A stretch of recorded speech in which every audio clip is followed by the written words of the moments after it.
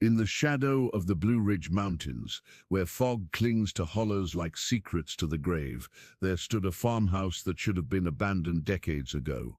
The Crane family lived there, if you could call what they did living. Neighbors noticed things, how their Sunday stew pot always bubbled full despite having no livestock, no garden worth speaking of, how children who wandered too close to their property were never seen again, how the smell that drifted from their kitchen wasn't quite right, carrying something underneath the herbs that made grown men turn away.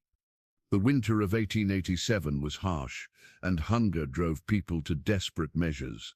But what the Crane family did went beyond desperation into something far darker. When Sheriff Coleman finally broke down their door, what he found would haunt these mountains for generations.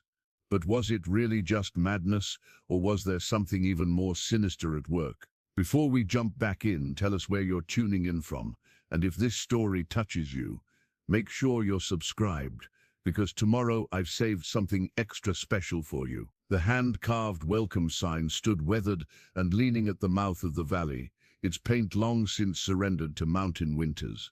Greylock Hollow, Est, 1834. It proclaimed to anyone brave enough to venture up the narrow dirt road that wound between towering pines and granite outcroppings. Most travelers preferred the main route through the valley below, leaving this remote settlement to exist in splendid isolation among the peaks. 53 years had passed since the first families carved their homesteads from the wilderness, drawn by promises of rich soil and clean water. What they found instead was hard scrabble land that fought them for every bean and potato, streams that ran crystal clear but froze solid for 4 months of the year, and winters that could trap a man in his cabin from November through March. The settlement had never grown beyond 27 families at its peak. By the winter of 1887, that number had dwindled to 19. Some had given up and moved to the lowlands where the soil was kinder. Others had simply vanished during particularly harsh seasons, their cabins standing empty until the forest reclaimed them. Those who remained were hardy stock, descendants of Scots-Irish settlers who had learned to read the mountains' moods like scripture. They knew which peaks caught the first snow, which hollows held the deepest cold, and which paths became impassable when the rains came. They raised children who could track a deer through fresh powder, and grandmothers who could predict the weather by the way smoke rose from their chimneys. The heart of Greylock Hollow was a modest collection of buildings clustered around a natural clearing where 3 mountain streams converged. The general store doubled as the post office, though mail came only when weather permitted, and the postal rider felt brave enough to make the climb. Next to it stood the schoolhouse, which served as a meeting hall during the long winter months when formal education gave way to survival. The church, built from local stone and hand-hewn timber, dominated the center of the settlement. Its bell tower rose above the surrounding pines, and on Sunday mornings its bronze voice called the faithful from cabins scattered across miles of mountain terrain. The bell had been cast in Richmond before the war, hauled up the mountain by ox-drawn wagon over the course of 3 days. It bore a simple inscription, "Let all who hear find peace." Peace, however, had been in short supply during the winter of 1887. The previous summer's drought had withered crops before they could mature. An early freeze in September had killed what little remained. The few families who kept livestock had been forced to slaughter their animals earlier than usual, and now even that meat was running low. Hunting had provided some relief, but the deer seemed scarce this year, driven deeper into the mountains by some disturbance the men couldn't identify. Traps yielded little beyond the occasional rabbit or squirrel, hardly enough to feed a grown man, much less a family with children. The stream still ran clear and cold, but fish were sluggish in winter water, and ice fishing required more patience than empty bellies could afford. Root cellars that should have bulged with preserved vegetables held only meager stores, carefully rationed to last until spring. It was during times like these that the mountain revealed its true nature. Civilization, such as it was in Greylock Hollow, existed by the mountain's grace alone. When that grace was withdrawn, when nature turned its face away, even good Christian folk found themselves contemplating things that would have horrified them in times of plenty. The general store's shelves, once stocked with goods hauled up from the valley towns, now held mostly empty space. Credit had replaced cash for most transactions, with promises to settle accounts come spring. The storekeeper, a pragmatic man named Henderson, had begun accepting barter for essential supplies, a hand-knitted sweater for a bag of flour, a carved wooden bowl for a pound of salt. Salt had become particularly precious, not just for flavoring the monotonous diet of preserved meat and root vegetables, but for the preservation itself. Without adequate salt, meat spoiled quickly, even in winter cold. A family that lost their preserved stores to spoilage faced a death sentence unless neighbors could spare from their own meager supplies, and neighbors had grown cautious about sharing. Christian charity warred with family survival, and survival was winning more battles each day. Children went to bed hungry more often than not, and adults rose each morning to faces that grew gaunt with each passing week. It was against this backdrop of creeping desperation that the Crane family lived on their remote mountain property, seemingly untouched by the hardships that plagued everyone else in Greylock Hollow. The church bell had called the faithful to worship for over 4 decades, its bronze voice carrying across the mountain hollows with unwavering consistency. Cast in Richmond before the war, it bore the simple inscription, "Let all who hear find peace," though peace had become an increasingly scarce commodity in Greylock Hollow. Sheriff Thomas Coleman stood beneath the bell tower each Sunday morning, watching his neighbors file into the modest stone church. At 52, he carried himself with the quiet authority of a man who had seen enough of life's cruelties to appreciate its small grace. His weathered face told stories of hard winters and harder decisions, but his grey eyes still held the steady resolve that had made him the settlement's lawman for nearly 2 decades. Coleman had come to the mountains as a young man, drawn by the promise of honest work and clean living after witnessing too much corruption in the valley towns. He had found both, along with a wife who understood the particular challenges of loving a man who stood between order and chaos in a place where the law was whatever decent people agreed it should be. Margaret Coleman had died 3 winters past, taken by a fever that no amount of Doc Hartwell's ministrations could break. The sheriff wore his grief quietly, the way mountain men wore everything that mattered. He still set 2 places at his breakfast table most mornings, catching himself only when he reached for the second cup of coffee. Doc Samuel Hartwell represented the closest thing to formal education the settlement possessed. He had trained in Philadelphia before the war, then spent 4 years patching up soldiers who arrived at field hospitals, more dead than alive. The experience had given him steady hands and a philosophical acceptance of human frailty that served him well in mountain medicine. The doctor was a small man with careful movements and intelligent eyes behind wire-rimmed spectacles. He kept his medical bag packed and ready, knowing that emergencies in Greylock Hollow often meant the difference between a hard ride through mountain darkness and a funeral. His cabin doubled as the settlement's only medical facility, with a clean room set aside for surgery and a small pharmacy stocked with what medicines could be obtained from valley suppliers.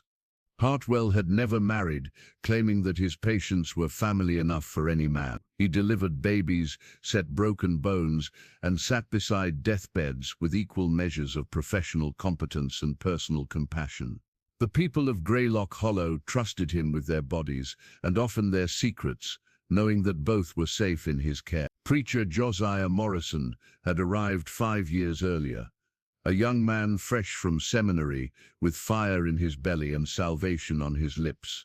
The mountain had seasoned him quickly, teaching him that faith meant different things when winter lasted 6 months, and the nearest help was a day's ride away. He had learned to temper theological certainty with practical wisdom, understanding that sometimes the Lord's work required rolled-up sleeves more than lengthy sermons. Morrison was tall and lean, with dark hair that seemed perpetually mussed and brown eyes that missed little of what happened in his flock. He had built his reputation on being available when needed, whether that meant delivering last rites to a dying trapper or helping to birth a calf during a difficult labor. His sermons were brief and practical, focusing on the virtues that kept communities alive through hard times: honesty, charity, and mutual dependence. The preacher lived in a small cabin behind the church, its single room heated by a stone fireplace that doubled as his kitchen. He grew a modest garden during the brief mountain summers and supplemented his diet with gifts from parishioners who appreciated his willingness to share their burdens. His library consisted of a well-worn Bible, a book of common prayer, and whatever volumes traveling peddlers might leave in trade for a hot meal and dry shelter. These three men formed the unofficial leadership of Greylock Hollow, though none would have claimed such authority. They were simply the ones others turned to when decisions needed making or problems required solving. The sheriff kept the peace, the doctor mended what was broken, and the preacher tended to souls that grew weary under the mountain's demanding care. They met informally each week after Sunday service, sharing coffee and conversation in the church's modest kitchen. It was during these gatherings that they discussed the settlement's needs, planned for seasonal challenges, and sometimes wrestled with problems that had no easy solution. The winter of 1887 had given them plenty to discuss. Food was scarce, tempers were short, and several families were asking difficult questions about neighbors who seemed less affected by the general hardship. Suspicion was a luxury communities like Greylock Hollow could ill afford. But hunger had a way of making luxuries seem necessary. The discharge papers were yellow with age and stained with something that might have been coffee or blood. They lay folded inside Ezekiel Crane's coat pocket, like a secret he carried everywhere but shared with no one. The document bore the seal of the Confederate Army and the signature of a colonel whose name had been deliberately smudged beyond recognition. Ezekiel Crane had come to Greylock Hollow in 1871, 6 years after the war's end, carrying nothing but those papers and a reputation that preceded him like smoke before fire. He was a tall man with shoulders broad enough to carry a full-grown deer, but his eyes held the hollow look of someone who had seen too much and forgotten too little. His dark hair had gone prematurely gray at the temples, and his hands bore scars that spoke of violence, both given and received. The Crane family had claimed a parcel of land on the mountain's eastern slope, well away from the settlement proper. It was hard ground, rocky and steep, the kind of place that demanded more from its inhabitants than it ever gave back. Most folks would have looked at that plot and kept walking, but Ezekiel had seemed drawn to its isolation like a moth to flame. He had built his cabin with his own hands, using timber cut from his property and stones pulled from the mountain's stubborn soil. The structure was solid but graceless, more fortress than home, with small windows and a heavy door that looked capable of withstanding a siege. A stone chimney rose from the center of the roof, perpetually trailing smoke that neighbors claimed smelled different from ordinary wood fires. Sarah Crane had appeared sometime during that first winter, though no one could recall exactly when or how. She was a small woman with prematurely white hair and eyes that never seemed to focus on what was directly in front of her. Some said she was Ezekiel's wife, others claimed she was his sister, but the truth was that no one had ever worked up the courage to ask directly. The couple kept to themselves with a thoroughness that bordered on hostility. They came to town perhaps once a month, always together, always silent except for the bare minimum of communication required for commerce. Ezekiel would list their needs in a voice barely above a whisper, pay in exact change, and leave without acknowledging any attempts at neighborly conversation. Their purchases were peculiar: large quantities of salt, far more than any family should need, vinegar by the gallon, spices that most mountain folk considered expensive luxuries, black pepper, sage, thyme, and rope, always rope, though what they needed with so much cordage was anyone's guess. Henderson, who ran the general store, had tried more than once to engage them in conversation. He was a gregarious man who believed that commerce was as much about community as currency, but the Cranes deflected his attempts with the skill of people who had made silence an art form. Strange folk, Henderson would tell anyone who asked, and many did. Always polite, mind you, but there's something about them that makes my skin crawl. Like they're looking at you but seeing something else entirely. The children of Greylock Hollow gave the Crane property a wide berth without being told to do so. Some primal instinct warned them away from that isolated cabin, as surely as it warned them away from cliff edges and fast water. Parents who noticed this behavior were generally grateful for their children's caution, though few could have explained exactly why. Stories accumulated around the Crane family the way snow accumulates in sheltered hollows. Some claimed to have seen lights moving through the woods around their cabin at hours when decent folk were asleep. Others reported hearing sounds that didn't match any animal they recognized, carrying on the wind during still nights when sound traveled far. Old Mr. Patterson, whose cabin was closest to the Crane property despite being nearly a mile away, swore she had once seen Sarah Crane walking naked through the forest during a thunderstorm, her white hair streaming behind her like a banner. When pressed for details, Miss Patterson would only shake her head and mutter about things that were better left unsaid. The war had left many men changed.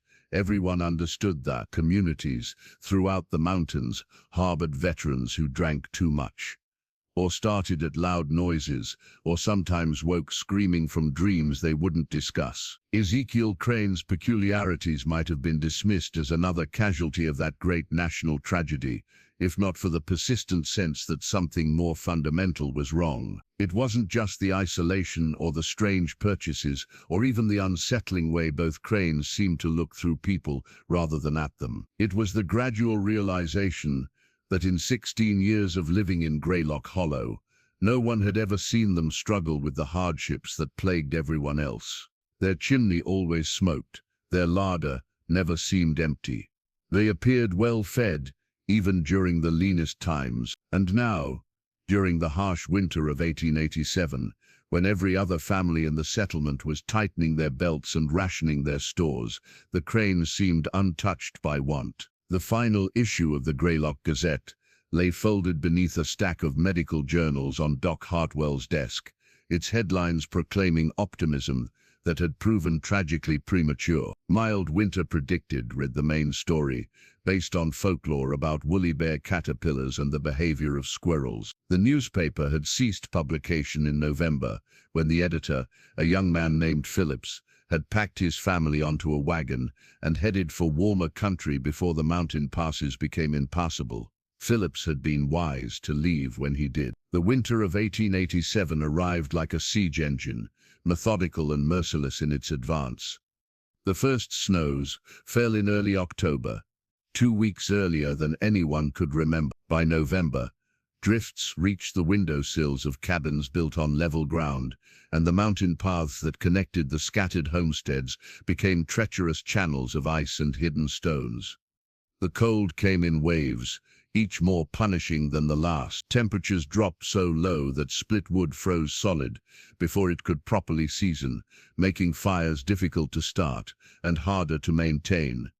Water buckets left outside overnight cracked from the expanding ice within them. Livestock huddled together in whatever shelter their owners could provide, burning through hay reserves at an alarming rate.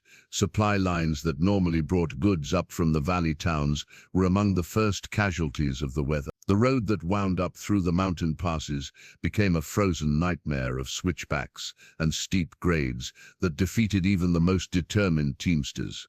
By December, Greylock Hollow was effectively cut off from the outside world until spring's eventual thaw. The isolation bred a peculiar form of intimacy among the settlement's residents. Families who might normally see each other only on Sundays now depended on regular contact for both practical and psychological survival. Men took turns checking on elderly neighbors whose chimneys showed no smoke. Women shared whatever small luxuries remained in their pantries. A precious lemon, a jar of honey, a handful of coffee beans hoarded since autumn. Children learned to read the signs of serious cold. The way breath crystallized instantly in still air, how metal burned exposed skin on contact, the particular silence that settled over the forest when even the hardiest wildlife sought deeper shelter. They wore layers of clothing that made movement awkward, but kept them alive during necessary trips to woodpiles or outhouses. Food became an obsession that colored every conversation and influenced every decision. Families inventoried their stores daily, calculating consumption against the uncertain arrival of spring. Root vegetables that would have been considered barely edible in better times became precious staples. Meat was rationed to the ounce, with bones boiled multiple times to extract every bit of nutrition. The general store became a gathering place where neighbors traded not just goods, but information and reassurance. Henderson kept careful records of credit extended and promises made, knowing that survival trumped profit in circumstances like these. His scales weighed flour and beans with scientific precision, and his ledger book documented the gradual transformation of a cash economy into something more primitive and desperate. It was during these daily gatherings that people began to notice anomalies that would have passed unremarked in better times. Certain families seemed less affected by the general privation. Their children appeared well-fed when others grew thin. Their woodpiles never seemed to diminish. Their chimneys produced the steady smoke that indicated regular cooking fires. The Crane family's apparent prosperity became a subject of increasingly pointed speculation. While neighbors struggled to make their stores last until spring, the Cranes continued their monthly visits to the general store, purchasing supplies with the same casual confidence they had always displayed. Sarah Crane's coat was patched, but clean, her boots worn but serviceable. Ezekiel's shoulders remained broad and strong beneath his heavy winter clothing. More troubling were the sounds and smells that drifted from their isolated property during the coldest nights. Miss Patterson reported hearing what sounded like singing, though she couldn't make out words or recognize the melody.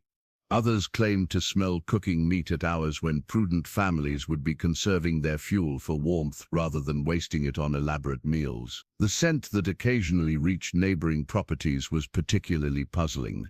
It carried the rich aroma of well-seasoned stew, heavy with herbs and spices that most families couldn't afford even in good times. During a winter when rabbit stew made with turnips and wild onions constituted a feast, such extravagance seemed not just puzzling, but somehow obscene. Young Tom Henderson, the storekeeper's son, claimed to have seen smoke rising from the Crane chimney at all hours of the night during his rounds checking the family's livestock. The boy was reliable and observant, not given to flights of fancy, but his reports of constant activity at the Crane homestead raised questions that no one seemed eager to answer directly. The mountain winter was teaching Greylock Hollow's residents uncomfortable lessons about the nature of community and the limits of Christian charity. Sarah Crane's recipe book was bound in cracked leather that might once have been brown but had aged to the color of dried blood. The pages were yellowed parchment, covered in spidery handwriting that seemed to dance and shift in lamplight. She kept it on the kitchen table always, open to whatever page claimed her attention, treating it with the reverence other women reserved for family Bibles. The recipes within bore familiar names that masked disturbing modifications. Sunday stew called for ingredients no mountain cookbook should contain. Harvest soup included seasonings that weren't sold in any respectable store. Winter roast required preparations that would have horrified the neighbors, who sometimes commented on the rich aromas drifting from the Crane kitchen. Sarah would sit at the table for hours, her pale finger tracing the handwritten words while her lips moved in silent recitation. Her white hair hung loose around her shoulders, unwashed and uncombed, giving her the appearance of a woman who had long ago stopped caring about earthly vanities. Her eyes, once perhaps blue or green, had faded to the colorless gray of winter sky. The townsfolk who encountered Sarah during her monthly trips to the general store found her presence deeply unsettling. She moved through the aisles like a sleepwalker, selecting items with mechanical precision while seeming utterly unaware of the other customers around her. When Henderson attempted to engage her in conversation, she would respond with nods or shakes of her head, never meeting his eyes directly. Her purchases followed patterns that defied reasonable explanation.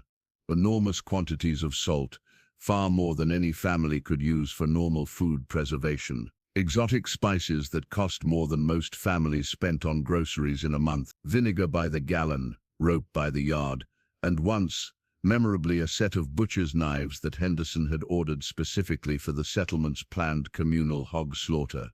The knives had never been used for their intended purpose. The community's hogs had died during an early cold snap, leaving the expensive tools without obvious utility. Sarah had purchased them without hesitation, counting out payment in coins that gleamed too brightly to have been buried in mason jars, like most mountain savings. Miss Patterson, whose property bordered the Crane land despite being nearly a mile away, had observed Sarah's outdoor activities with the horrified fascination of someone witnessing a slow-motion catastrophe. The elderly woman claimed to have seen her neighbor wandering the forest at all hours, often during weather that should have kept any sensible person indoors. These nocturnal expeditions followed no pattern. Mrs. Patterson could discern. Sometimes Sarah would emerge from her cabin during the darkest hours before dawn, carrying what appeared to be bundles wrapped in old blankets. She would disappear into the woods for hours, returning empty-handed and moving with the stiff gait of someone who had been engaged in strenuous physical labor. Other times, Mrs. Patterson would glimpse Sarah standing motionless among the trees, her white nightgown making her visible even in deep shadow. She would remain statue still for so long that the observer would begin to wonder if she was seeing a person at all, or perhaps some strange manifestation of fog and moonlight playing tricks on tired eyes. The sounds that accompanied these midnight wanderings were perhaps more disturbing than the sights. Mrs. Patterson reported hearing what she described as singing, though the melody followed no pattern she recognized, and the words seemed to be in a language that predated English. Sometimes the voice would be joined by others, creating harmonies that rose and fell like wind through pine branches. During one particularly clear night in January, when the cold was so intense that sound carried for miles, Miss Patterson claimed to have heard laughter echoing from the direction of the Crane property. Not the warm, human laughter of people enjoying each other's company, but something sharper and more desperate, like the sound a person might make when sanity finally snapped under unbearable pressure. The next morning, she had found tracks in the snow outside her own cabin. Not the neat impressions left by boots or shoes, but bare footprints that seemed far too large to belong to Sarah Crane's slight frame. The prints led from the edge of the woods to her kitchen window, then circled the cabin twice before disappearing back into the forest. Mrs. Patterson had mentioned the incident to her nearest neighbor, a widower named Crawford, who lived another half-mile down the mountain. Crawford had listened with the polite attention due to an elderly woman's concerns, but privately dismissed her account as the imaginings of someone who spent too much time alone during the long winter nights. 2 days later, Crawford found similar tracks around his own property. This time, however, the prints led directly to his smokehouse, where someone had apparently spent considerable time examining his meager stores of preserved meat. Nothing had been taken, but the lock showed scratches that suggested it had been tested by someone with more than casual interest in what lay within. Mary Fletcher's hair ribbon had been her most treasured possession, a strip of blue silk that her grandmother had sent from Richmond before the old woman passed. The 8-year-old wore it every day, carefully tying it each morning and smoothing it before bed each night. The ribbon was a splash of color in her otherwise brown and gray world, and she treated it with the reverence that other children might reserve for a favorite doll. On the morning of February 14th, Mary announced her intention to search for early berries along the creek that ran through Patterson's Hollow. The winter had been so harsh that preserved fruit had become a distant memory in most households, and the child was determined to surprise her mother with whatever she could find. Her father, Thomas Fletcher, was reluctant to let her venture out alone, but Mary was a responsible child who knew the mountain paths well. "Stay close to the creek," he instructed, helping her into her patched wool coat. "Don't wander toward the upper slopes and be back before the sun touches the ridgeline." The upper slopes included the area where the Crane property began, though neither father nor daughter spoke that concern aloud. Mary set off with the confidence of a child who had been exploring these woods since she could walk. She carried a small basket woven from mountain ash and wore her blue ribbon like a badge of optimism against the monochrome landscape. The morning was clear and cold, with the kind of crystalline air that made distant sounds carry like whispers across the snow. She followed the familiar path along Patterson Creek, examining the bare branches for any sign of overlooked fruit. Most of the wild beeches had been stripped clean months earlier, but Mary knew of hidden spots where thorny thickets might have protected a few withered clusters from desperate foragers. The creek led her deeper into the forest than she usually ventured alone, following the water's meandering course as it climbed toward the mountain's eastern face. Here the trees grew closer together, their branches intertwining overhead to create a cathedral of shadow and filtered sunlight. Snow lay deeper in these sheltered places, sometimes reaching above Mary's knees, despite her familiarity with the terrain. She found what she was looking for in a dense grove of mountain ash, a cluster of berries, frozen but intact, hanging from branches too high and well defended by thorns for most people to attempt. Mary was small enough to crawl beneath the protective barrier of brambles and determined enough to accept the scratches that came with the prize. It was while she was gathering the precious berries, her attention focused entirely on her careful harvest, that she first became aware she was being watched.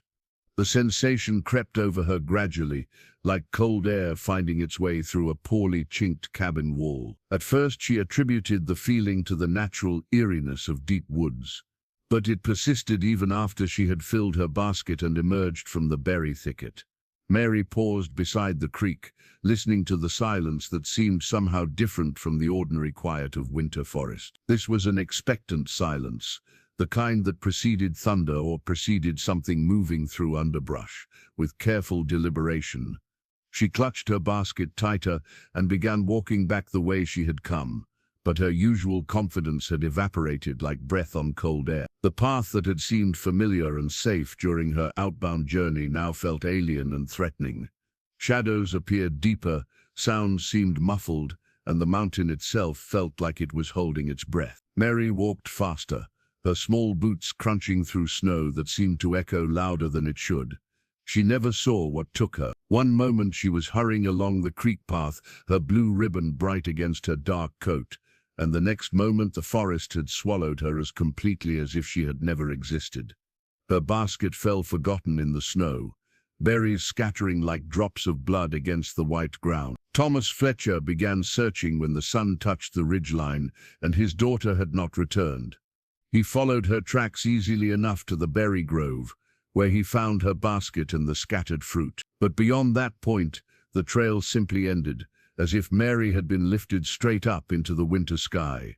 The search party that formed within hours included every able-bodied man in Greylock Hollow, except Ezekiel Crane, who was not asked to participate and did not volunteer. They scoured the woods with the methodical thoroughness of people who understood that time was their enemy.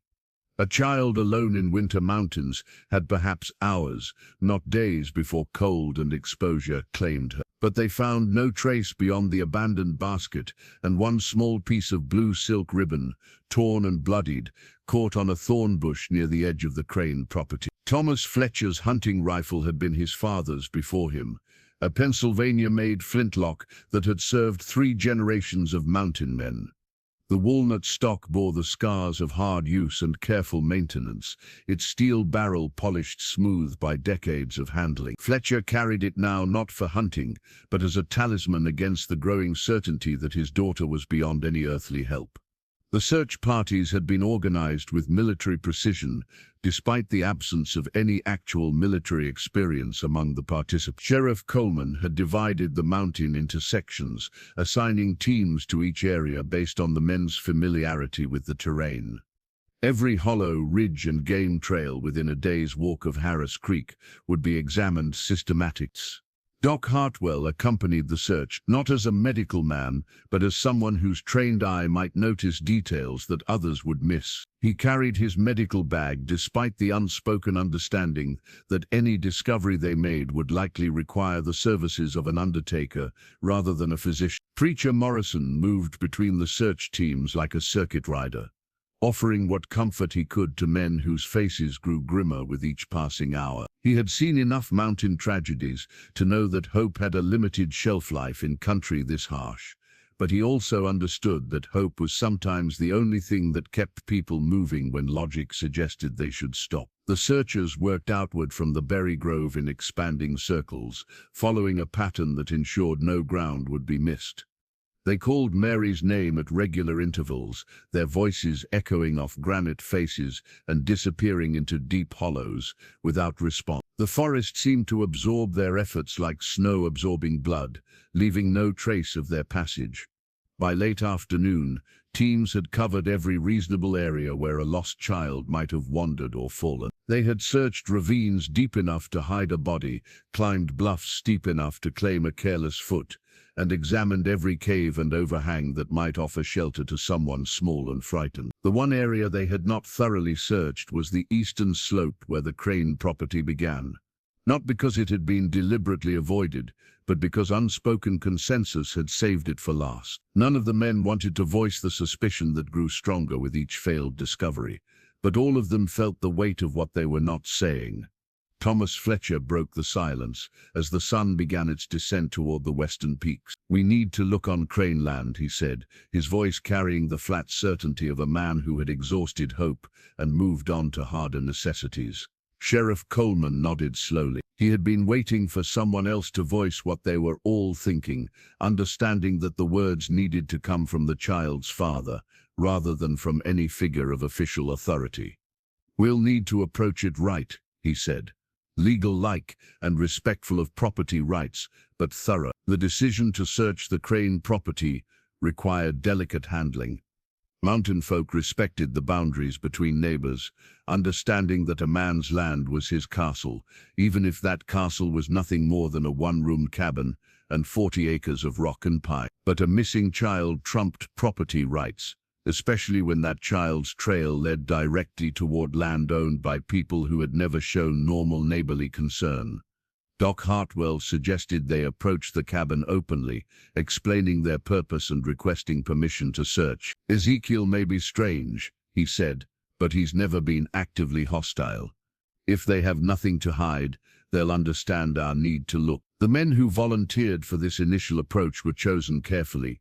Sheriff Coleman for his official authority, Preacher Morrison for his moral standing, and Thomas Fletcher because no reasonable person could deny a father's right to search for his missing child. They would go armed, but openly so, carrying weapons that announced defensive rather than aggressive intent.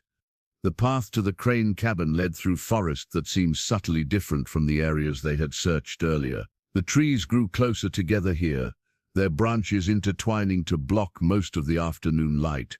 Snow lay deeper despite similar elevation, as if this particular valley held cold more tightly than the surrounding slopes.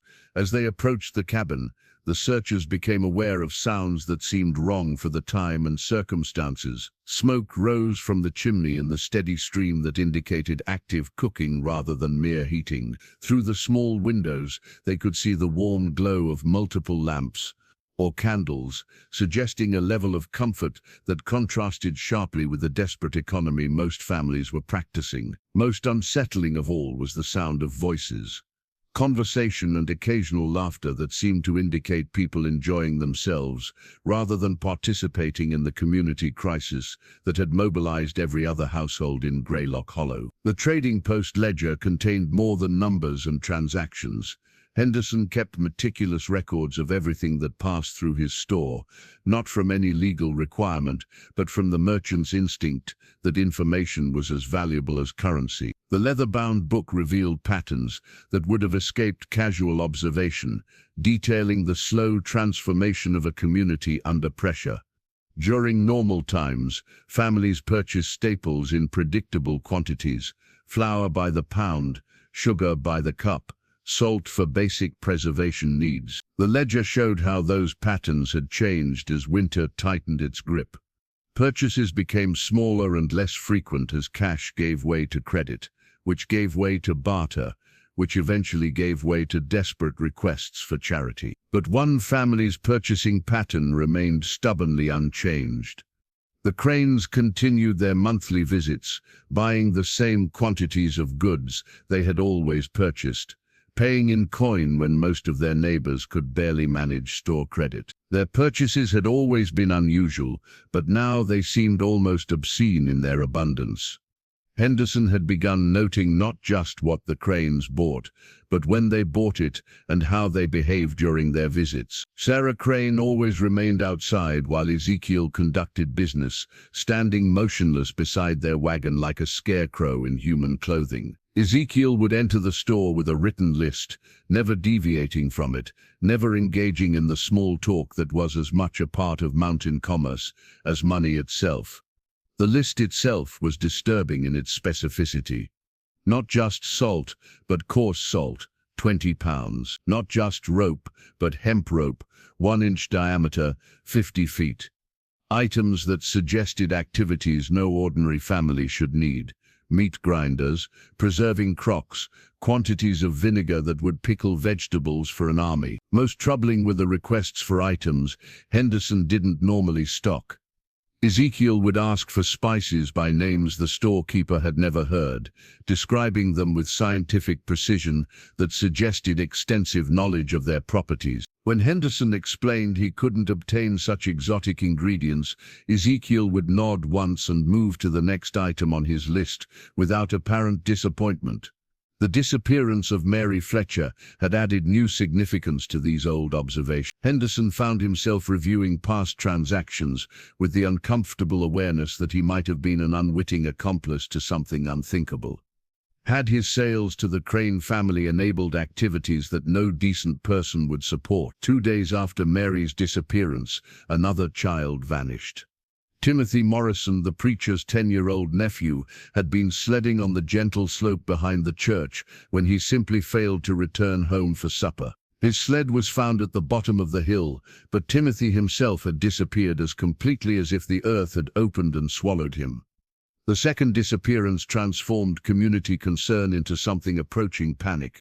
One missing child might be explained by accident or misadventure, but two suggested a pattern that no one wanted to acknowledge directly. Mothers began keeping their children inside except for essential chores, and those chores were supervised with the vigilance usually reserved for wartime. A week later, a third victim disappeared under circumstances that stretched coincidence beyond any reasonable limit.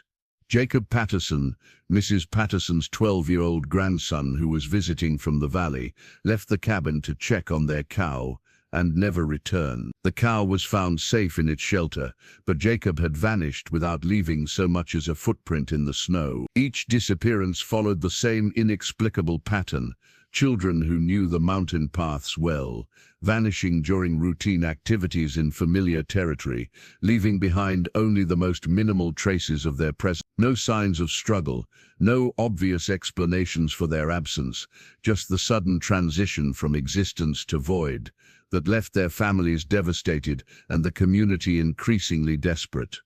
The timing of the disappearances seemed almost calculated to maximize psychological impact. They occurred just frequently enough to maintain constant anxiety, but not so frequently as to suggest random predation. There was an intelligence behind the pattern, a deliberate methodology that was somehow more frightening than mere violence would have been. Sheriff Coleman had begun keeping his own records, documenting not just the disappearances, but the circumstances surrounding each incident. He noted weather conditions, times of day, locations, and any unusual observations reported by witnesses. The resulting picture suggested someone with intimate knowledge of the community's routines and the children's habits. But the most disturbing pattern was one that Coleman hesitated to include in his official notes.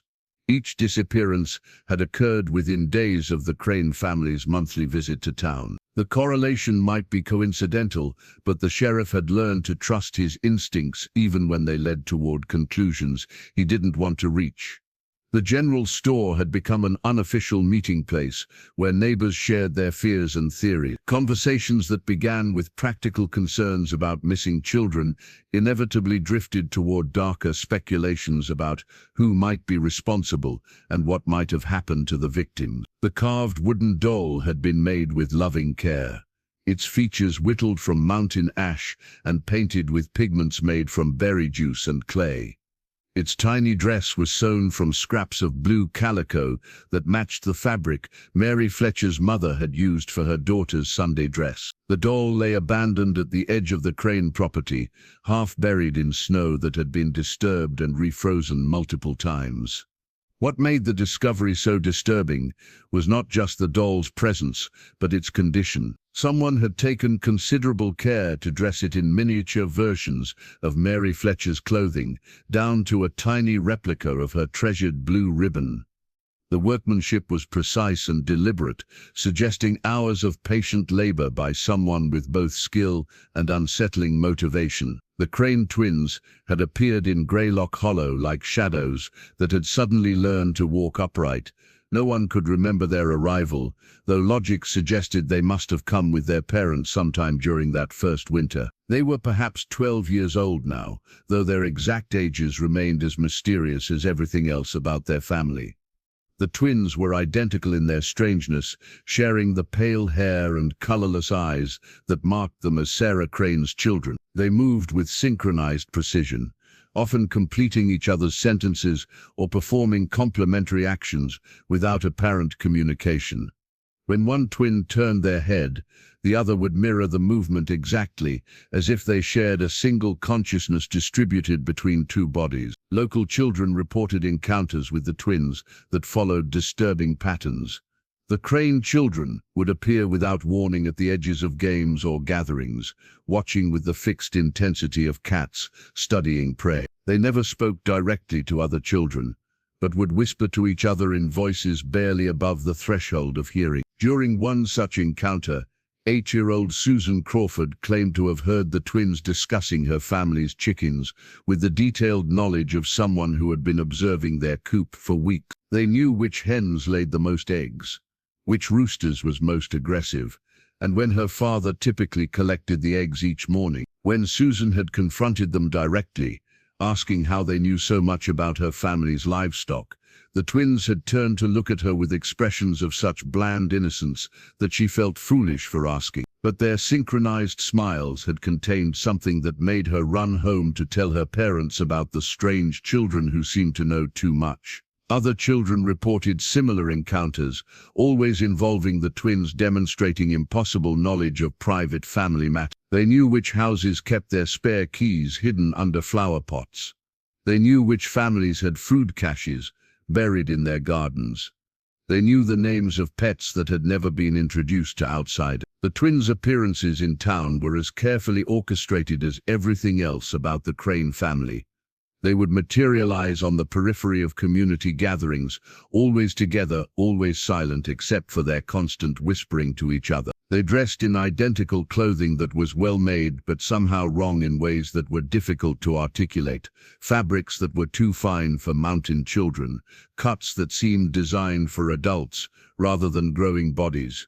Most unsettling was their behavior around food. During the one occasion when they had been invited to share a community meal, the twins had examined each dish with the clinical interest of scientists studying specimens. They would smell each offering carefully, sometimes exchanging glances that suggested they were evaluating the ingredients with expertise that seemed far beyond their apparent ages.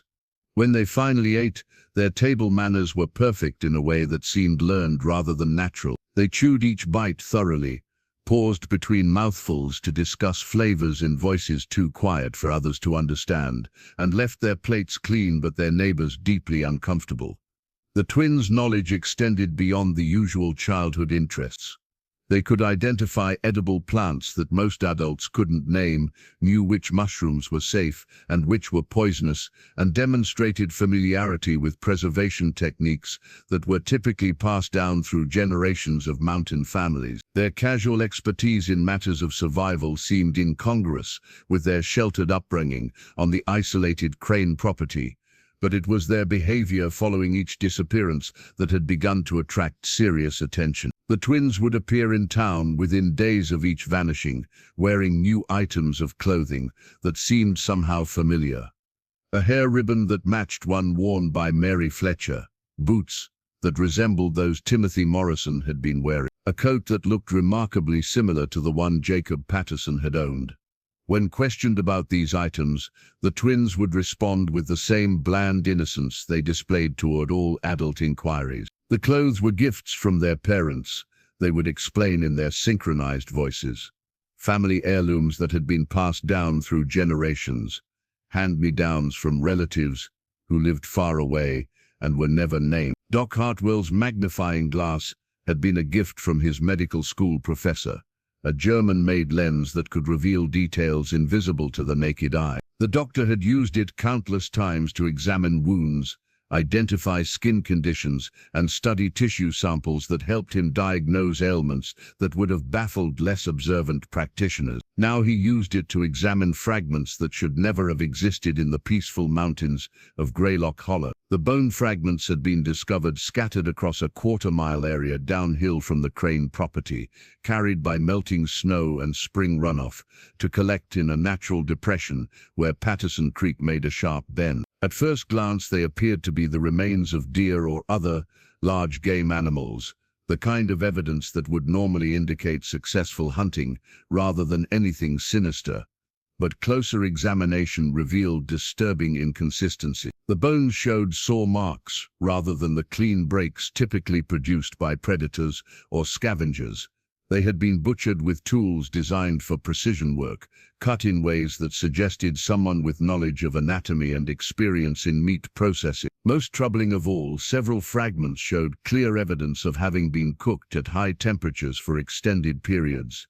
Doc Hartwell's medical training had included anatomy courses that required detailed study of human skeletal structure. He had hoped never to use that knowledge outside of academic settings, but the fragments under his magnifying glass bore unmistakable similarities to human bone.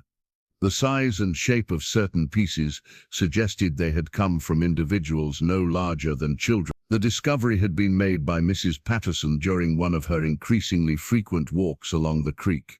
She had been searching for early spring herbs, hoping to supplement her family's diet with whatever edible plants had survived the harsh winter. Instead, she had found evidence that transformed her worst suspicions into horrifying certainty. Mrs. Patterson had handily assumed the bones belonged to animals, perhaps deer that had been poached during the worst of the winter hunger. But something about their distribution and condition had troubled her enough to gather several fragments and bring them to Doc Hartwell for examination. Her instincts had proven more accurate than she could have wished. The doctor's analysis revealed additional disturbing detail. The bones showed evidence of deliberate defleshing, accomplished with small knives or similar implements used by someone with considerable skill. Tool marks indicated the work had been done carefully, methodically, by someone who understood the anatomical relationships between bones, joints, and muscle attachments. Chemical analysis using the simple tests available to a frontier physician suggested the bones had been soaked in solutions designed to aid preservation or preparation. Traces of salt, vinegar, and unfamiliar substances that might have been exotic spices supported theories about the processing methods employed by whoever had created these remains. Most chilling was the discovery of fabric fragments caught in some of the bone pieces, small scraps of material that matched clothing worn by the missing children. Blue calico that resembled Mary Fletcher's dress, wool that matched Timothy Morrison's coat, leather that could have come from Jacob Patterson's boots. The fragments had been preserved by the same chemical processes that had treated the bone. Doc Hartwell faced an ethical dilemma that his medical training had not prepared him to handle. Professional objectivity demanded that he document his findings with scientific precision, but human decency suggested that some knowledge was too horrible to preserve in written form. The community was already balanced on the edge of panic. Conclusive proof of their worst fears might push them toward actions that would haunt survivors for generations. The doctor decided to share his findings with Sheriff Coleman, understanding that law enforcement needed complete information to make appropriate decisions. But he would not commit his conclusions to paper until absolutely necessary, hoping that somehow his analysis might prove incorrect or that alternative explanations might present themselves. Sheriff Coleman received the news with the stoic acceptance of a man who had already suspected the worst possible truth. The bone fragments confirmed what he had been reluctant to acknowledge. The missing children were not lost or kidnapped in any conventional sense. They had become victims of something so fundamentally evil that it challenged basic assumptions about human nature. The sheriff's own investigation had revealed additional circumstantial evidence supporting the doctor's conclusion. Unusual activity around the Crane property during the nights following each disappearance.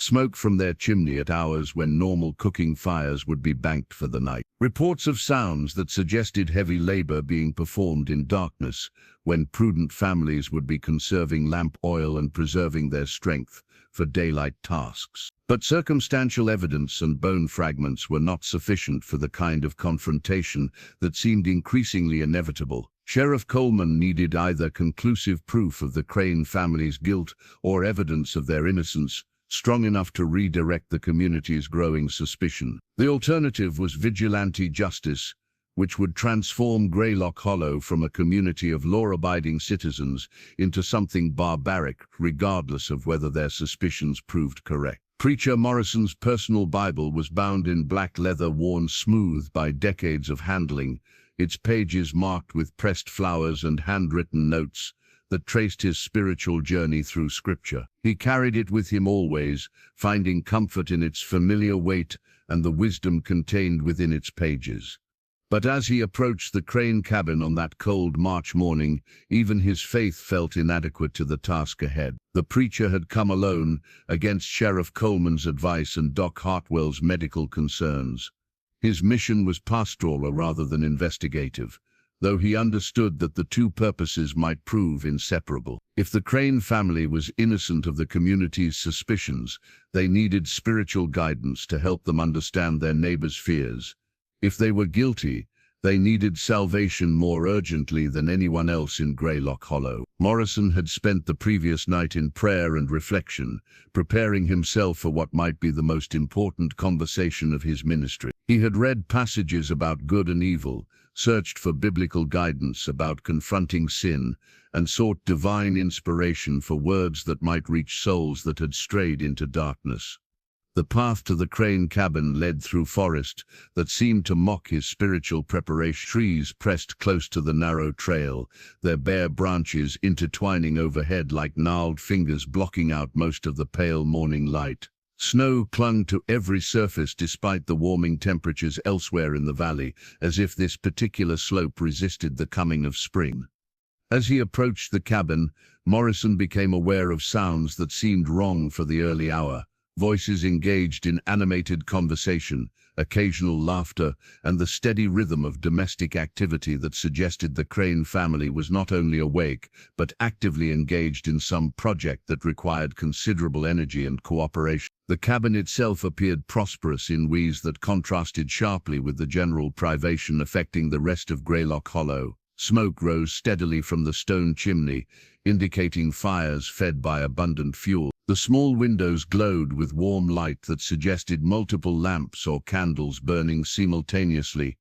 Even the structure itself seemed better maintained than most mountain homes, with tight chinking and a roof that showed no signs of winter damage. Morrison knocked on the heavy wooden door with the confident authority of a man accustomed to being welcomed into the homes of his parishioners. The sounds within the cabin ceased immediately, replaced by a silence so complete that the preacher wondered if he had imagined the earlier activity. Then footsteps approached the door with deliberate slowness, as if whoever was inside was carefully considering whether to acknowledge his presence. Ezekiel Crane opened the door only wide enough to reveal half his face, studying his visitor with eyes that held no recognition despite years of shared residence in the same small community. The man's appearance was striking in its robust health, his skin showing none of the pallor or gauntness that marked families struggling through the harsh winter. "Preacher," Ezekiel said, his voice carrying neither welcome nor hostility, just the flat acknowledgement of an unwanted but unavoidable encounter. "Brother Crane," Morrison replied, employing the title that emphasized their common humanity and shared faith. "I've come to speak with you and your family about matters of concern to our community." Ezekiel's expression didn't change, but something shifted behind his eyes, a calculation that seemed to weigh risks and benefits with the precision of a merchant evaluating a trade agreement. "We keep to ourselves," he said. "Don't concern ourselves with community matters. Sometimes community matters concern themselves with us," Morrison replied gently. "May I come in?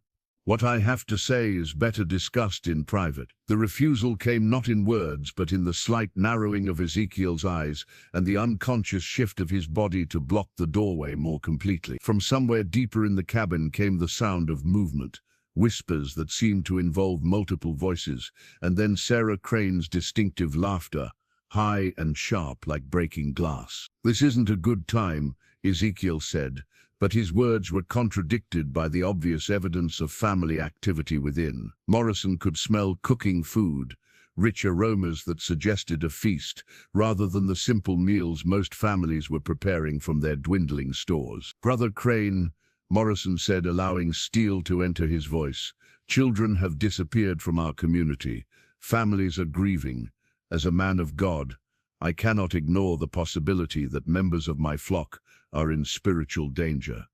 The words seemed to strike Ezekiel like physical blows. His face darkened, and for a moment Morrison thought he saw something flicker across the man's features that looked remarkably like guilt. But when Ezekiel spoke, his voice carried only anger. "Are you accusing us of something, preacher?" The title had become an epithet, stripped of respect or recognition of spiritual authority. "I'm offering help to souls that might need salvation," Morrison replied. "If your family has nothing to confess, then you have nothing to fear from God's mercy." Ezekiel Crane slammed the door with violence that seemed to shake the entire cabin. The Crane family Bible was bound in cracked leather that had once been white but had aged to the color of old bone. Its pages were filled with handwritten additions that transformed scripture into something unrecognizable, marginalia that twisted familiar passages into justifications for acts that would have horrified the original authors. Sarah Crane had spent years modifying the holy text, adding her own interpretations in spidery handwriting that seemed to dance across the pages like living things.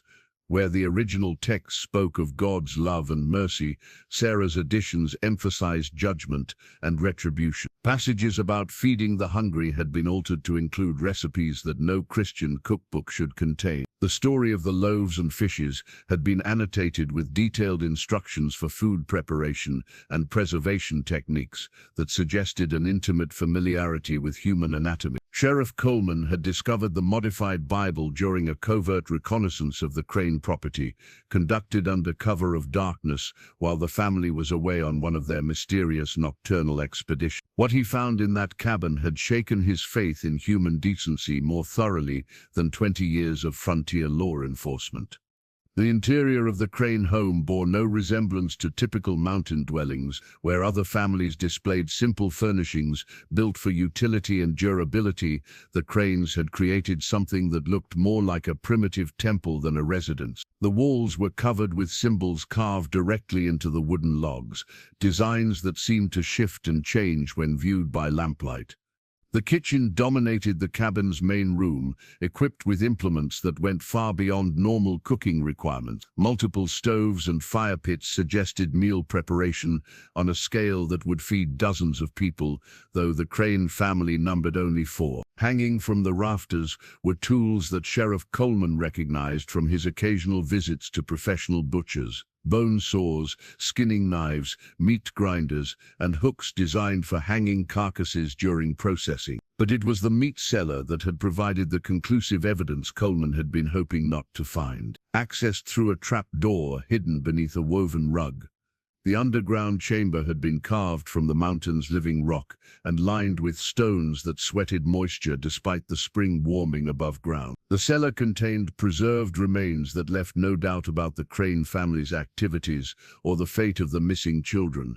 Hanging from iron hooks driven into the stone walls were cuts of meat that had been processed with professional skill. They were wrapped in cloth and sealed with wax, labeled with dates and descriptions written in Sarah Crane's distinctive handwriting.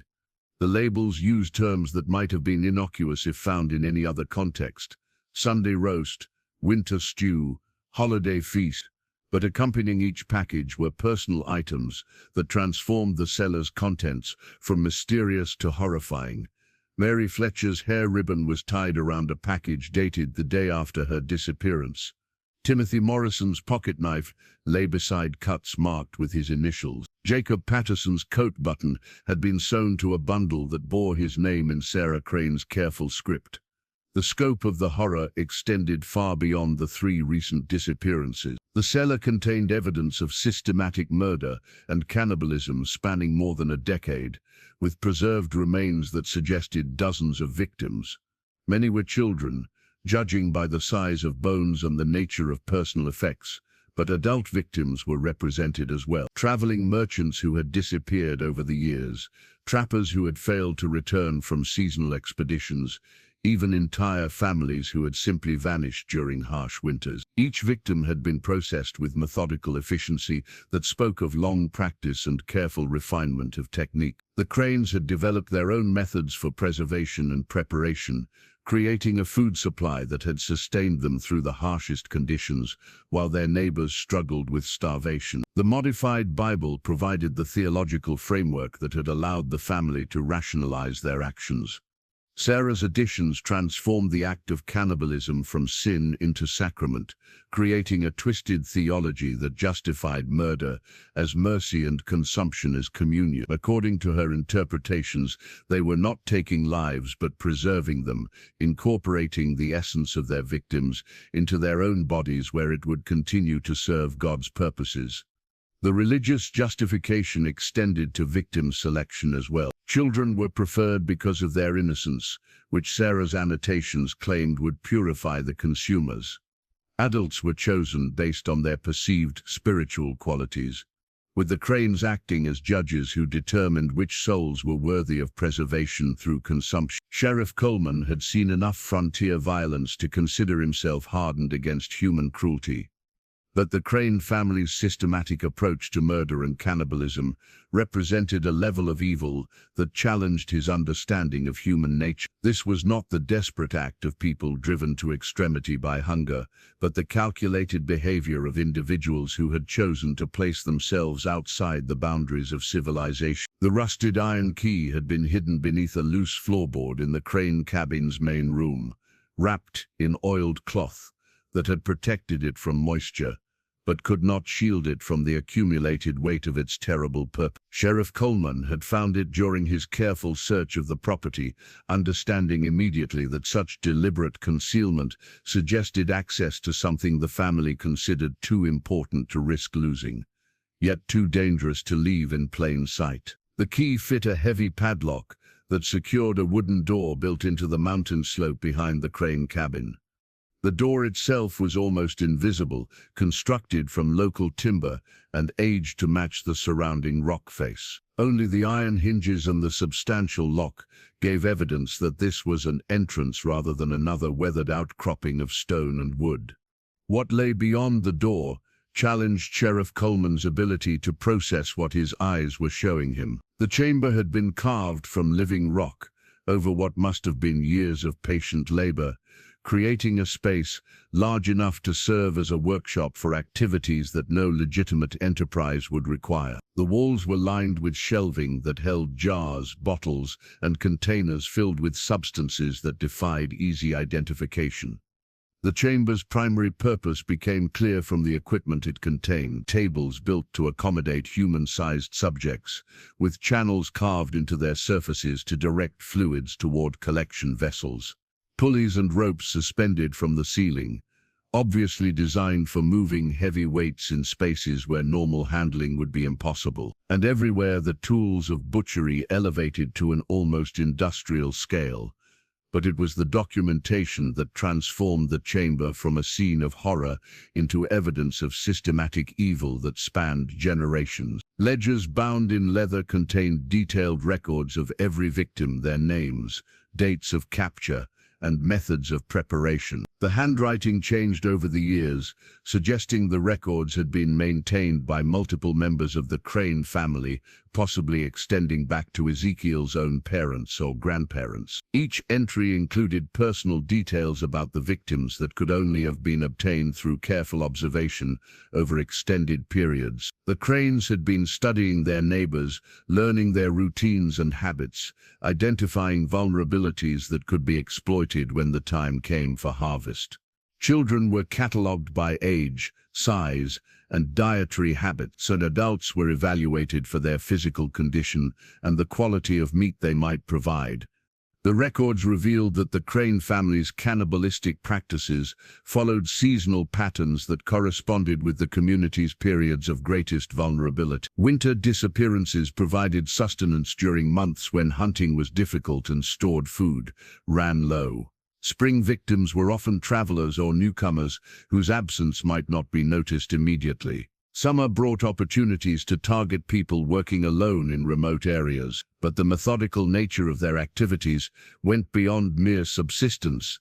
The Cranes had developed a sophisticated understanding of human anatomy and meat processing that rivaled professional butchers. They knew which cuts provided the best flavor, which preservation methods yielded the longest storage life, and how to prepare different types of meat for various culinary applications. The jars and containers that lined the chamber walls contained evidence of experimentation that bordered on culinary artistry. Spice mixtures designed specifically for human meat, preservation solutions that incorporated exotic ingredients, and preparations that suggested the family had been refining their techniques for decades. They had transformed cannibalism from desperate survival measure into elaborate cuisine. Sheriff Coleman's investigation had uncovered additional evidence that painted a picture of the Crane family as predators who had successfully camouflaged themselves within a trusting community for years. They had maintained the appearance of poverty and struggle while actually living off the systematic murder of their neighbors. Their apparent hardships had been theater, performed to avoid attracting attention to their actual prosperity. The evidence extended beyond the immediate family to suggest a network of accomplices, or at least knowledge among extended relatives. References in the ledgers to suppliers and distributors implied that the Cranes might be part of a larger organization engaged in similar activities. The isolated location of Greylock Hollow might have been chosen specifically because it provided access to victims while maintaining distance from authorities who might investigate disappearances.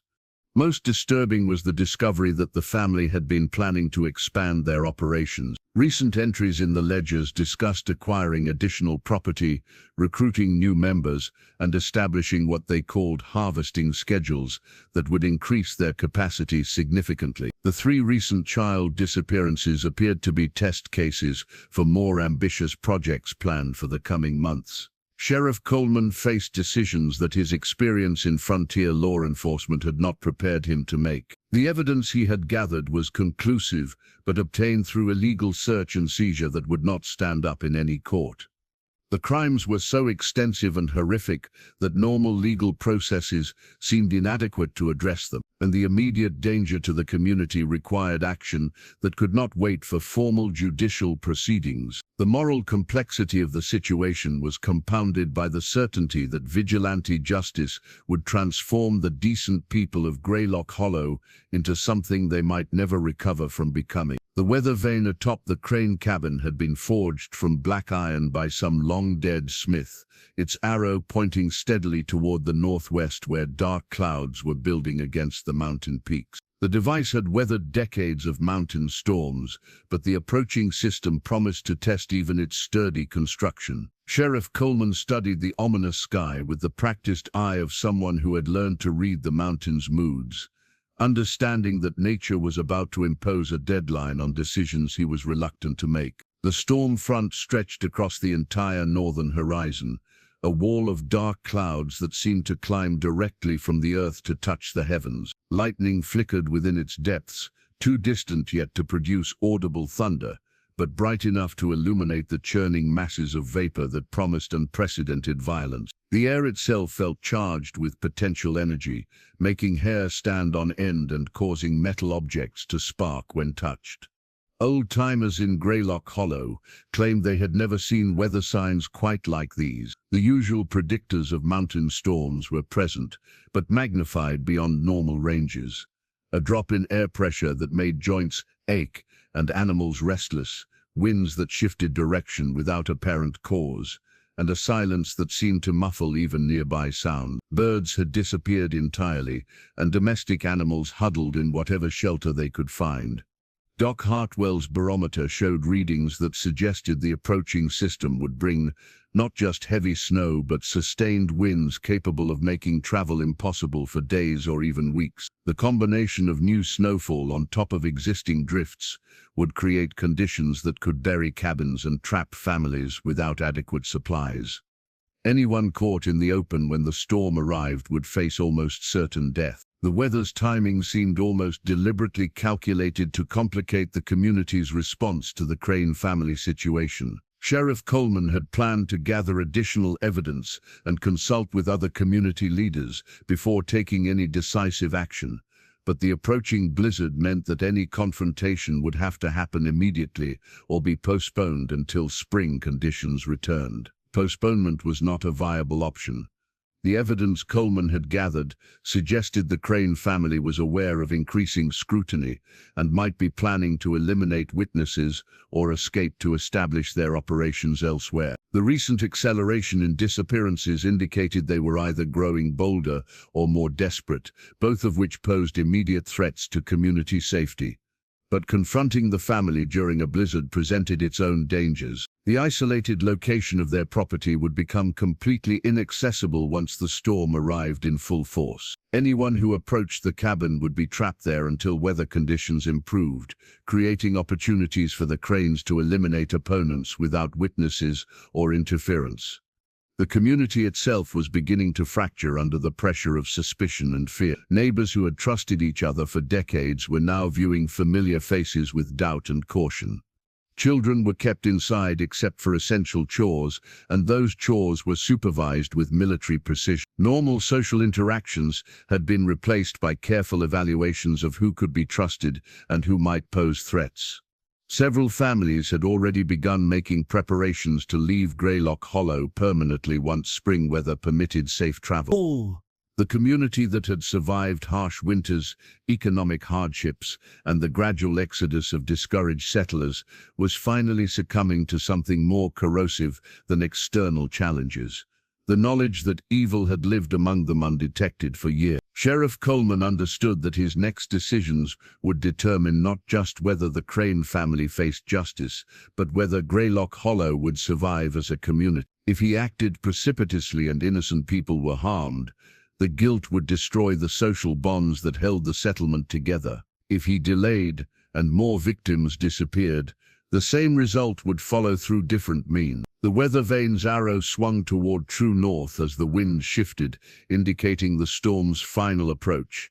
Coleman estimated perhaps 6 hours before conditions became too dangerous for organized action. That timeline would allow for gathering a small group of trusted men, approaching the Crane property under cover of the increasing wind and snow, and conducting whatever confrontation proved necessary before the blizzard reached full intensity. But 6 hours was also enough time for the Cranes to realize their danger and take defensive measures that could transform a difficult situation into a prolonged siege. The family's demonstrated survival skills and intimate knowledge of their property would give them significant advantages in any extended confrontation, especially during severe weather, when outside reinforcement would be impossible. The decision, when it came, felt less like a choice than a recognition of inevitability.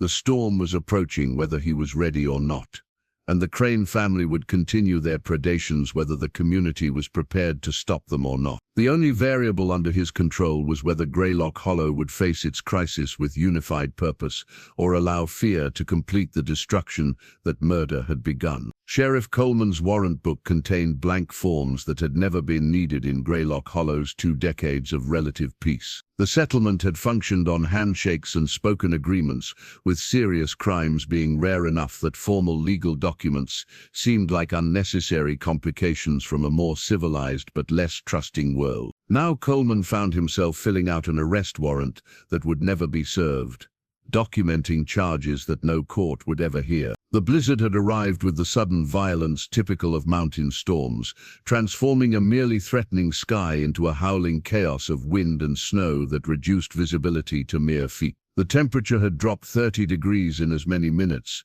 and the wind carried ice crystals that stung exposed skin like tiny knives. It was weather that killed the unprepared and challenged even those who understood its danger. Coleman had gathered 6 men willing to accompany him to the Crane property despite the worsening conditions. They were not the settlement's strongest or most skilled fighters, but they were the ones whose moral courage matched their physical determination. Thomas Fletcher came seeking justice for his daughter. Doc Hartwell came because his medical oath demanded he protect the living from those who would harm them. Preacher Morrison came because his faith required him to confront evil even when it wore human faces. The other 3 were neighbors who had lost family members to the mountain's mysterious hunger over the years. Crawford, whose brother had disappeared during a hunting trip 5 winters past. Henderson, whose nephew had vanished while checking trap lines, and Patterson, whose grandson had been the most recent victim before the current crisis began.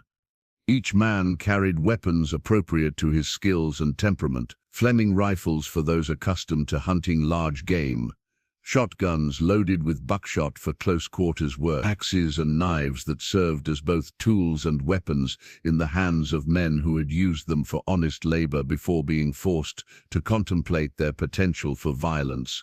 They approached the Crane property through forest that had been transformed into an alien landscape by the storm. Familiar paths disappeared beneath rapidly accumulating snow, and landmarks that had guided mountain travelers for generations became invisible in the driving white chaos. The wind made communication impossible, except at shouting distance, forcing the group to stay closer together than tactical wisdom would normally suggest. The cabin, when it finally appeared through the storm, seemed to mock the weather's fury.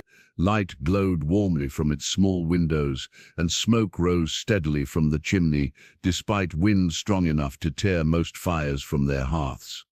The structure itself appeared unnaturally solid, as if it had been built to withstand sieges rather than serve as a simple mountain dwelling. But it was the sounds emerging from the cabin that convinced the approaching men they had arrived at exactly the right moment to prevent another tragedy. Through the howling wind came voices raised in what sounded like celebration, laughter that carried notes of hysteria, and beneath it all, a thin crying that could only come from someone young and terrified. Sheriff Coleman had hoped to conduct the arrest with minimal violence, approaching openly and relying on legal authority to compel surrender.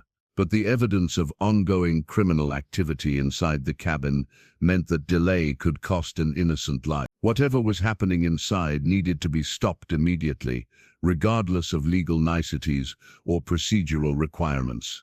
The attack, when it came, was not the coordinated assault of trained soldiers, but the desperate rush of ordinary men driven to extraordinary action by moral outrage. They struck simultaneously at the front door and the two windows accessible from ground level, using axes and rifle butts, to smash through barriers that had never been designed to repel determined attackers. What they found inside challenged their ability to process visual information that contradicted every assumption about human behavior.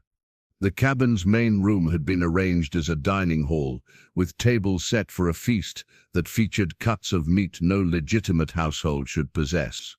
Cooking fires burned at multiple hearths, tended by Sarah Crane and her twins, who continued their culinary preparations despite the sudden intrusion. At the room's center, Ezekiel Crane stood over a butcher's block stained with fresh blood, holding implements that left no doubt about his intentions regarding the bound and gagged figure lying before him. The victim was a child, perhaps 8 years old, whose terror-filled eyes reflected understanding that rescue had arrived moments before becoming meaningless. The confrontation that followed was not a battle between equals, but a desperate struggle between people defending civilization and others who had abandoned it entirely. The Crane family fought with the ferocity of cornered animals, using kitchen implements and furniture as weapons, while screaming justifications that sounded like prayers to gods no Christian would recognize. The blood-stained butcher block dominated the center of the Crane cabin,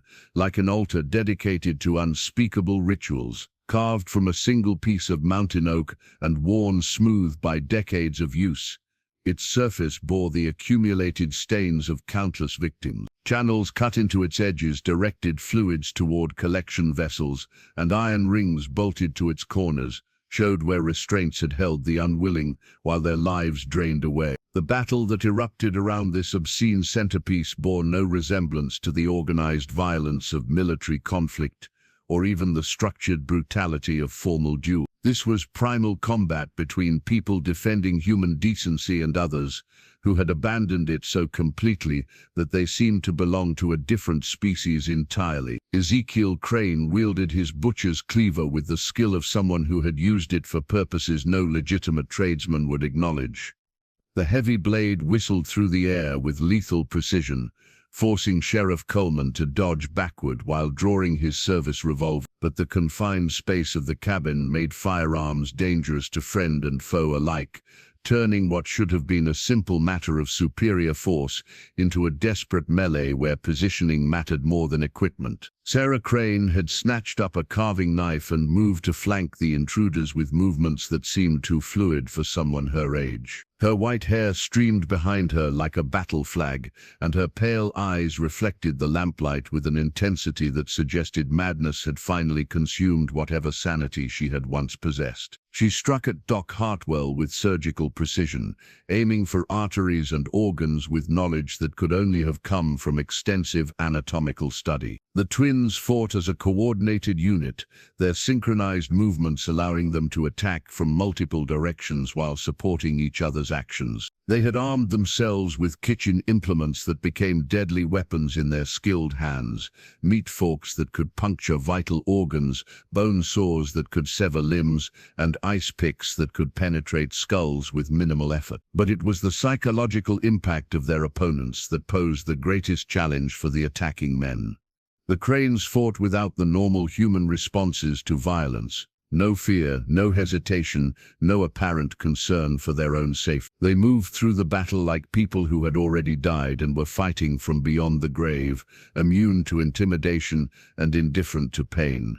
Thomas Fletcher found himself facing Ezekiel in single combat, while his companions engaged the other family members. The bereaved father fought with the desperate strength of someone who had nothing left to lose, understanding that this moment would either provide justice for his daughter or cost him his own life in the attempt. His rifle had become useless in the close quarters, replaced by a hunting knife that seemed pitifully small against the massive cleaver. The duel between the two men raged across the cabin's main room, overturning furniture and scattering the macabre feast the family had been preparing. Ezekiel's superior reach and experience with edged weapons gave him significant advantages, but Fletcher's rage provided strength that normal human physiology shouldn't have been able to sustain. Doc Hartwell had managed to free the bound child and was attempting to shield the victim from the ongoing violence, but Sarah Crane's relentless attacks forced him to abandon medical concerns in favor of simple survival. The woman fought with inhuman persistence,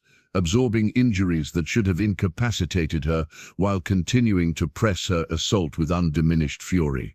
Preacher Morrison found himself confronting the twins, whose coordinated attacks seemed to anticipate his every move. His shotgun had proven effective at disrupting their approach, but ammunition was limited, and the confined space made reloading dangerous. He had been forced to use the weapon as a club, its heavy stock serving as an improvised warhammer against opponents who seemed to feel no pain. The other three men had spread throughout the cabin, destroying evidence of the family's crimes while searching for additional victims who might still be alive. What they found in the back rooms challenged their sanity. Preserved remains arranged like trophies, personal effects organized by victim, and detailed records that documented years of systematic murder. The turning point came when Thomas Fletcher managed to drive his hunting knife between Ezekiel's ribs, finding the heart with desperate precision. The patriarch's death broke whatever supernatural coordination had bound the family together, leaving the surviving members vulnerable to opponents who still retained their humanity despite being forced to engage in inhuman actions. But even as the Crane family fell, their cabin continued to reveal horrors that would haunt the survivors for the rest of their lives. The storm outside had reached full intensity, trapping the victorious men with evidence of evil that challenged their understanding of human nature and their faith in divine justice. The sealed courthouse box sat in the basement of the county building in Asheville, marked with a date from 1887 and sealed with wax that had never been broken. Inside lay documents that would never see daylight again, testimony that would never be heard in any courtroom, and evidence that decent people had agreed was better left buried than preserved for historical accuracy. The box represented a community's decision that some truths were too horrible to survive their telling. The immediate aftermath of the confrontation at the Crane cabin had tested the survivors' sanity as severely as the violence itself. Trapped by the blizzard with the bodies of their enemies and the evidence of decades of systematic murder, the 6 men had been forced to spend 2 days cataloging horrors that would haunt their dreams for the rest of their lives. Sheriff Coleman had attempted to maintain some semblance of legal procedure, despite circumstances that made normal law enforcement impossible. He had documented what could be documented, preserved what evidence might eventually be needed, and prepared reports that would satisfy whatever authorities might eventually demand explanations. But as the hours passed and the full scope of the Crane family's crimes became clear, the men began to understand that conventional justice was inadequate to address what they had uncovered. The systematic nature of the murders, the religious justifications, the industrial scale of the cannibalism, and the evidence of a network extending beyond Greylock Hollow created a situation that no court was equipped to handle. The child they had rescued was alive but traumatized beyond any healing that frontier medicine could provide. Little Emma Morrison, Preacher Morrison's niece, who had been visiting from the valley when she was taken, could speak only in whispers and seemed to see threats in every shadow. Her survival was a miracle, but her condition served as a constant reminder of how many other children had not been saved in time. Doc Hartwell had examined the preserved remains found throughout the Crane property, attempting to identify victims and provide some measure of closure to families who had lost members over the years. His medical training allowed him to determine causes of death and methods of preservation, but the emotional toll of handling evidence from dozens of murders pushed him to the edge of his professional detachment. The decision to destroy rather than preserve came gradually, emerging from conversations that began with practical concerns about evidence storage and evolved into philosophical discussions about the nature of justice and the preservation of community. The men understood that revealing the full truth about the Crane family would destroy Greylock Hollow as surely as the murders had destroyed individual families. They burned the cabin first, feeding its timbers to a fire that raged for 2 days despite the continuing snowfall. The flames consumed not just the structure, but everything it contained: the butcher block, the modified Bible, Sarah's recipe book, the ledgers documenting victims, and the preserved remains that represented years of systematic evil. The smoke rose straight up in the still air following the storm, carrying away evidence that would never testify in any courtroom. The secret chamber carved into the mountain required more drastic measures. The men used black powder purchased from Henderson's store to collapse the entrance, burying the underground workshop beneath tons of rock that would require industrial equipment to excavate. The explosion could be heard throughout the valley, but survivors would later claim it was caused by lightning striking a dead tree during the storm. The bodies of the Crane family members were buried in unmarked graves, far from any consecrated ground, their locations known only to the men who had dug them. No preacher spoke words over their remains, no markers identified their final resting places, and no mourners grieved their passing. They had forfeited their right to human dignity through actions that placed them beyond the boundaries of civilized society. But burial of the evidence could not bury the memories that the survivors carried. Each man dealt with his knowledge in different ways. Sheriff Coleman began drinking more than was healthy for a peace officer. Doc Hartwell threw himself into his medical practice with obsessive dedication. Preacher Morrison's sermons took on a darkness that troubled his congregation.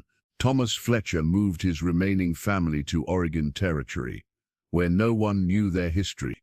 The community itself began a slow process of forgetting that was as deliberate as their destruction of evidence. Families who mentioned the Crane name in conversation were gently discouraged from continuing such discussion. Children who asked about the burned cabin were told it had been struck by lightning. Travelers who inquired about missing persons were informed that mountain life was dangerous, and people sometimes simply disappeared. Within 5 years, newcomers to Greylock Hollow would find no trace of the Crane family, or any indication that 4 people had once lived on the eastern slope. Within 10 years, even long-term residents had begun to question their own memories, wondering if the events of that terrible winter had really happened or were just nightmares brought on by isolation and hardship. But the sealed box in Asheville's courthouse basement remained, a silent testament to evil that had been defeated, but never truly conquered, waiting for someone brave enough or foolish enough to break its wax seal and release its secrets into a world that might not be ready to receive them.